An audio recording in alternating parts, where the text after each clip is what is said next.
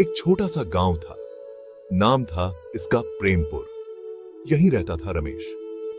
रमेश का परिवार बहुत साधारण था, लेकिन उनके दिल में बहुत बड़े सपने थे। रमेश एक गरीब परिवार से था। उनके पास ज्यादा साधन नहीं थे, लेकिन उनके पास एक मजबूत इरादा था। उसके पिताजी किसान थे, मां घर संभालती थी। रमेश बहुत होशियार था।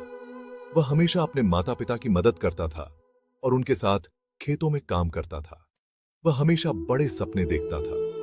रात को जब सब सो जाते तो रमेश आसमान की तरफ देखता और सोचता कि एक दिन वह भी कुछ बड़ा करेगा। मुझे बचपन से ही पढ़ने का बहुत शौक था। मैं घंटों किताबों में डूबा रहता था और नई नई चीजें सीखता था। मैं हमेशा सोचता था कि बड़ा होकर कुछ बड़ा करूंगा। मेरे सपने बहुत ऊंचे थे और मैं उन्हें पूरा करने के लिए कड़ी मेहनत करने को तैयार था। मैं अपने गांव की गरीबी दूर करना चाहता था। मैं चाहता था कि मेरे गांव के बच्चे भी अच्छी शिक्षा प्राप्त करें और अपने सपनों को पूरा कर सकें। मेरे सपने बहुत बड़े थे, लेकिन मेरा हौसला उससे भी बड़ा था। मैं जानता था कि अगर मैं मेहनत करूंगा तो एक दिन जरूर सफल होऊंगा। रमेश ने गांव के ही स्कूल में दाखिला लिया। स्कूल में उसके शिक्षक बहुत अच्छे थे। वे बच्चों को सिर्फ पढ़ाते नहीं थे, उन्हें जिंदगी जीना भी सिखाते थे। रमेश के एक शिक्षक थे, श्रीमान वर्मा। रमेश, तुम्हारे सपनों को समझता हूँ। हमेशा बड़ा सोचो। याद रखना, ज्ञान ही सबसे बड़ी शक्ति है।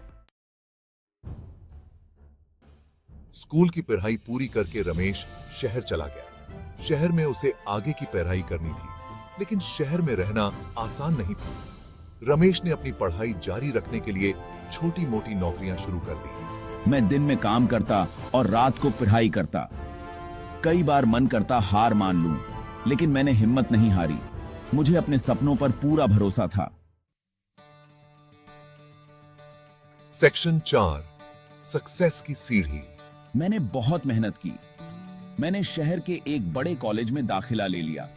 कॉलेज में भी मैंने अपनी मेहनत जारी रखी। उसके सारे प्रोफेसर उसकी लगन और प्रतिभा से प्रभावित थे। रमेश, तुम्हारी मेहनत और प्रतिभा वाकई काबिले तारीफ है। कॉलेज पूरा होते ही रमेश को एक अच्छी नौकरी मिल गई। यह रमेश के संघर्षों का फल था। सेक्शन 5, सपनों की उड़ान। यह कहानी है उन लोगों की जो अपने सपनों को साकार करने के लिए हर मुश्किल का सामना करते हैं। नौकरी करते हुए भी मैंने अपने सपनों को नहीं भुलाया था। हर दिन ऑफिस में काम करते हुए मैं अपने भविष्य की योजनाओं के बारे में सोचता रहता था। मैंने कुछ पैसे बचाए और अपना खुद का बिजनेस शुरू किया। यह आसान नहीं था, लेकिन मैंने कभी हार नहीं मानी। रमेश ने बहुत मेहनत की और जल्द ही उसका बिजनेस सफल होने लगा। उसकी मेहनत और लगन ने उसे सफलता की ऊंचाइयों तक पहुंचाया। रमेश, तुम्हारी मेहनत और समर्पण से हमारा बिजनेस दिन ब दिन बढ़ता जा रहा है। तुम्हारी लगन और मेहनत ने हमें इस मुकाम तक पहुंचाया है। रमेश अब एक सफल व्यक्ति बन गया था।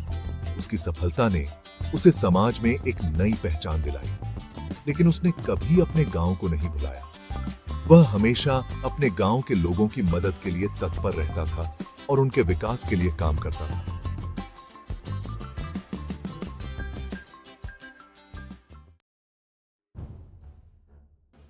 सेक्शन 6, प्रेरणा का स्रोत। मैंने अपने गांव वापस जाकर एक स्कूल और एक अस्पताल बनवाया।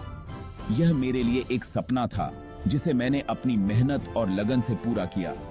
गांव के बच्चों को शिक्षा का महत्व समझाना और उन्हें एक बेहतर भविष्य की ओर ले जाना मेरा मुख्य उद्देश्य था।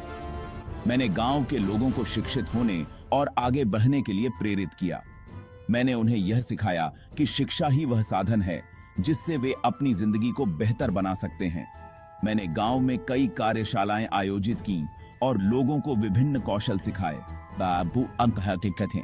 रमेश की कहानी प्रेरणा देती है कि अगर आप में कुछ कर गुजरने की चाहत है तो कोई भी मुश्किल आपको रोक नहीं सकती।